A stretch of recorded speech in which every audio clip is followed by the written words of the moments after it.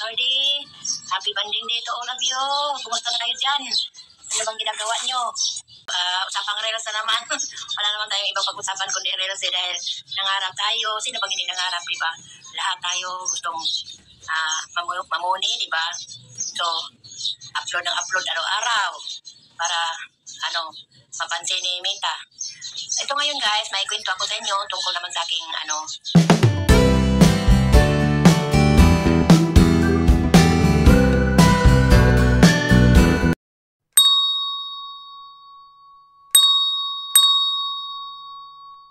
profile account o sa aking Facebook page ko to.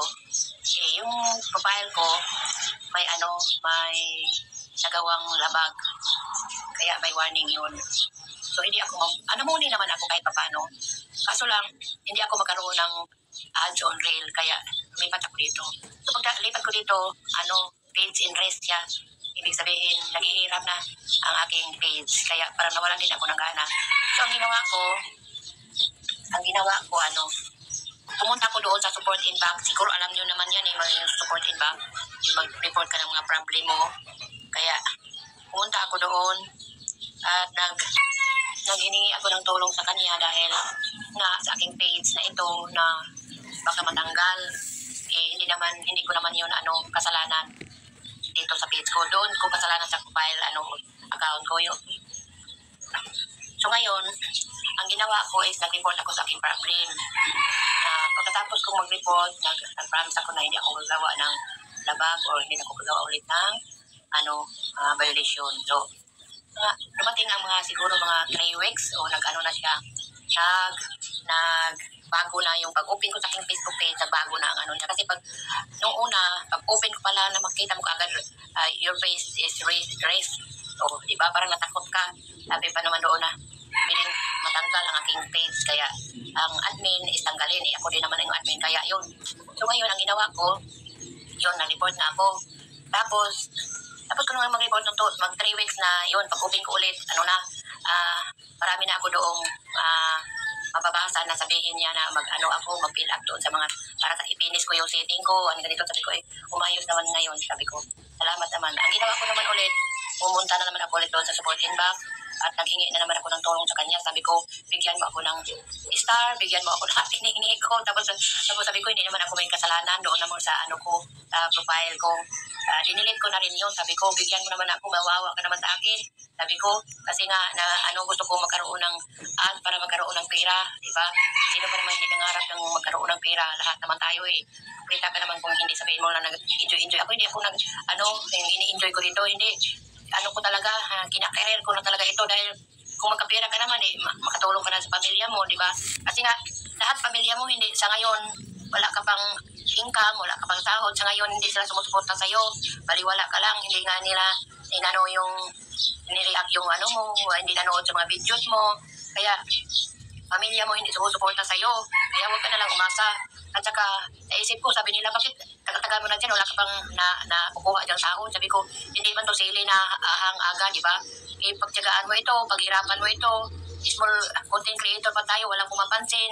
Kaya, tawag nito, kawawa ka talaga. Kaya kailangan mo talagang paghirapan, gumawa ka ng mga paraan.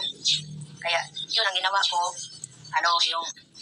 so, pagdating ng siguro mga 1 month, pag-open ko ulit yun, sabi doon, mag-sitting ako ng star, diba? Thank you, Lord, nag-sitting rin ako ng isa. So ngayon, may star na ako kahit 624 pa lang yung followers. O, diba? May, yata yung mic ko. Tapos yun, kaya kayo guys, kayo mawala ng pag-asa, kahit maliit pa tayo, yung mga bagong, dyan, mga small content creators, magtyaga lang tayo, darating din ang panahon na tayo naman ang aangat. Kasi, kaso lang, kailangan mo talaga ng gawa ng paraan, kumilos ka, magtrabaho ka sa cellphone mo, kasi nga, kung hindi, wala din mangyari. Maghintay ka lang, hindi pwede, kasi nga, sabi ni Lord, trabaho ka para ikaw ay tulungan, o diba? Yun ba yun? Hindi ko alam, nakalimutan ko So, naku, Diyos ko, mahirap talaga yung ganitong buhay. Kailangan mo talagang magsalita dyan sa harap ng kamera mo. Dahil kung wala din mangyayari, hello, kumusta na kayo dyan? O diba, kundi sarili mo lang talaga ang tutulong sa'yo, walang iba. So, pagdating ng panahon, pag sikat ka na, aangat ka na, doon pa sila lapit sa'yo, marami nang mag-comment, marami na mag-message na ganito, tulungan mo naman ako, ganito, di ba? Nung maliit ka pa lang, content creators ka pa lang, walang pumapansin. Ganito tayo ganito ang mga Pilipino di ba? Bilog ang mundo darating din ang panahon. Kasi nga, hindi naman lahat ng panahon nasa baba ka, di ba? Kaya huwag kang mawala ng pag-asa, sige ka rin ang tigil dyan, magdaldal ka dyan.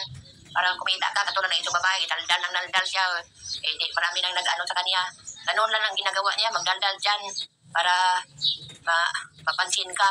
Kung hindi ka magdaldal, walang pumapansin sa'yo. Kasi nga, hindi naman interesado yung content mo. So dapat gawin mo ang lahat. Di ba? Ako, naka-million views na ako doon sa profile ko, pero walang nangyari. Dahil yung 3 million views na yon, yung video ko na yon, hindi yun na-trending yun. Bigla akong nag-boom. Pero hindi naman inano ni Meta dahil nga labag yun sa kanilang roles. Yung picture lang yun na dalawa. Pinalipat-lipat ko. Kaya yun, hindi naman yun nag-click sa kanila. Pero binigyan, na-monetize din naman ako kaso walang ads. Kasi nga, konti lang engagement ko. Pagkatapos nung nag-boom ako, nawala din yung mga followers ko. Nagtaka ako, bakit kaya nawala? Kasi kontrolado naman lahat talaga ito ni Meta. Kontrolado, sa totoo lang. Maniwala kayo't hindi kasi nasubukan ko na. Kung ayaw niyo maniwala, bahala kayo. Kontrolado ito. Kung gusto mong magpa-boss, gusto mong sumikat, mag-boss ka, magbayad ka para ka sumikat. Yung binuboss mo, hindi yun mamonetize. Pero yung ibang video mo, okay yun, mamonetize yun. Na basta lang, nasa organic video lang, yung totoong video mo, na hindi mo picture or ano-ano dyan. Basta sarili mong ginagawa. Tapos, yung mga, di ba, may nakikita kayong dumadaan sa wall nyo na sponsor, nagbo-boast yun. Kung hindi nyo alam, sasabihin ko sa inyo kasi ilang beses na akong nagbo-boast, mga 3 beses siguro, nung hindi pa pandemic, nag-boast ako sa itong page na ito. Kaso lang iniwan ko na ito dahil wala naman, yung boast ko, yung boast na yun, ko lang yun, yung curious ako, hindi ako, wala pa kasing real noon walang real, wala pang saho, walang sabing may saho ng Facebook, wala. Nag-curious lang ako, gusto kong mag-boast, kung sisikat pa talaga ako, nagkaroon ako ng 6,000k na viewers, at saka dumami yung nag-like, dumami ang nag-comment. Dahil nga, palipad-lipari yan ni Meta sa buong, kasi sabihin naman nila sa'yo kung saang lugar ang gusto mo. Kasi may bayad yan. Saang lugar? Sabi ko, dito lang sa Leyte. Dito lang sa Leyte, pinalipad-lipad. Yung mga kaibigan kong malayo-layo sa akin na hindi ko friend, naging friend ko na dahil nga, na nakikita nila, ikaw pala yan. Kasi iba yung pangalan ko doon, True Love pa ito noon. Dati itong page na to. Kasi nga, itong page na ito, parang pang ko yun. Kasi mayroon akong groups na, groups na private group, pang dating site ba. Yun. Kaya, ayun, ako. Tapos itong page na ito yung sa dating site ko ng page na ito. Ang pangalan ng page ko, True Love Dating. Tapos ito naman, True Love Page. Di ba? Natawa ko sa sarili ko. Di ba? Ganito ang ginagawa ko, pero hindi ako naghangad noon ng may sahod. Dahil wala pa itong sahod. Wala pang sweldo yung Facebook. So ngayon, yung mga tao, nagkanda, luko-luko na yung utak sa karel, nasiraan na yung utak sa kung anong i-content, kahit ano na lang ginagawa, di ba? Kasi diskartehan to Ngayon, kung mapansin ka ni Meta, kasi alam nyo, na lahat ng Facebook account, may humahawak sa atin, nagko-control doon, pero computerized lang. Pinipindot niya yung mga dyan. Kung mayroon kang labag, automatic na yan, malabag na yan, kahit anong konti dyan na basta madetect doon sa automatic nilang computerized na detection, madetect na, wala, automatic ang may violation, kaya huwag kayong magtaka. Ganito lang. So ngayon, 2016 pa ako nag-Facebook. So ngayon, ang ginawa ko, nagbo-boast ako, nagbabayad ako ni Facebook kasi nga gusto kong i-try kung marami pa talagang manood. Maraming nanood. So ngayon, kung sinong dyan may pira, magpa-boast kayo kung gusto nyo sumikat. Kung ayaw nyo naman, paghirapan nyo kung sisikat kayo. Mayroon din namang yung tawag nito, hindi ka pasikatin ni Meta hanggang dyan lang, iikot-ikot. At saka lalo na pag walang engagement, walang masyadong sa'yo, nag-comment, walang masyadong nag-react dyan, wala kang kwentang tao. Yun, sa madaling salita, walang pumapansin. Kaya, itong 624 ko na so followers, Noon pa ito, matagal na. Kasi iniwan ko ito. Ngayon lang ako nagbalik dahil nga nainis ako. Yung mga picture ko naman, yung mga profile picture ko naman na umiiyak dyan kasi nga nainis ako sa ginagawa ko dahil hindi naman ako pinapansin. Bakit ako biglang sabihin na masira na itong ano mo? Gawaan mo ng paraan, masira mo na itong mawala itong page mo. O yun. Nainis ako, sabi ko. Kaso, wala kasi akong ginagawa kundi magpindot buong araw dyan sa cellphone ko. Maghapon ako nagpindot dyan, kaya namila-mila na yung mata ko sa kapipindot dyan. Hindi ako minto kung hindi ko talaga ma-solve kung anong nangyari dito. O, ganun ako. Kailangan ko talaga siya i-solve. O, so ngayon, payo ko sa inyo, kung gusto niyong sumikat, kung mag-post kayo, yun lang. Makikita na yun na sa buong lugar kung saan gustong lugar mo. Kung magkano rin ibabayad mo kasi doon tayo magkwintahan kung ilang days ang gusto mo. O akin noon 5 days. 500 yata yung nabayaran ko noon. Yun, kaya kayo kung gusto nyo, okay lang. Hindi naman yan violation. Ano yan, yung binubos mo na video, hindi yan talaga mamonetize kasi nga binabayaran mo yan. Pero yung iba mong video na hindi mo binabayaran para ikaw ay makilala, pwede mo monetize yun. Yung kung ilan ang ibubos mo na video, yun lang din ang hindi mo monetize. Yun. Kung gusto nyo, kung naintindihan nyo, yun lang. Kung gusto mong lumago, oh. Pero yung iba dyan, naghihirap sila, nag-count me in.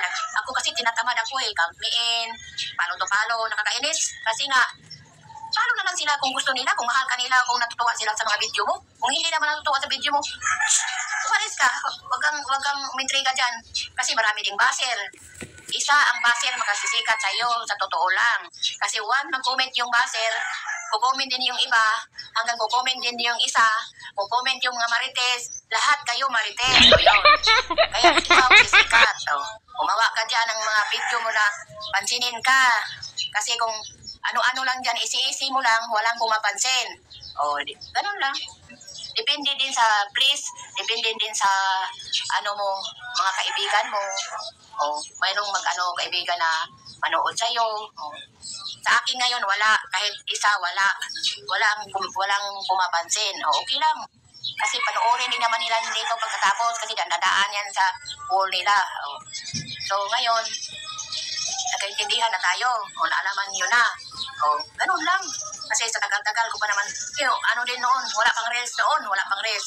Tapos kasi nga, may dating apps na site na groups, private, nagkaroon ako ng mga foreigner lahat ng mga friends ko. So ngayon, ang nangyari, may dumadaan-daan sa akin ng mga groups ng reels, bonuses. Ano ba itong reels, bonuses? Hindi ko alam doon hanggang nag-comment, na-intriga ako, sumali ako, nag-join ako doon. So ngayon sabi na may bonuses, sa ibang bansa yun, sa Amerika.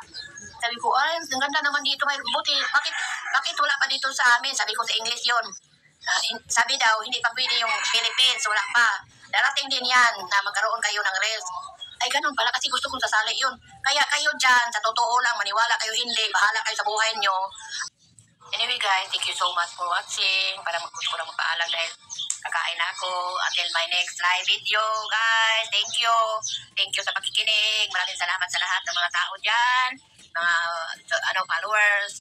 Thank you. Have a good day and God bless to all. Bye.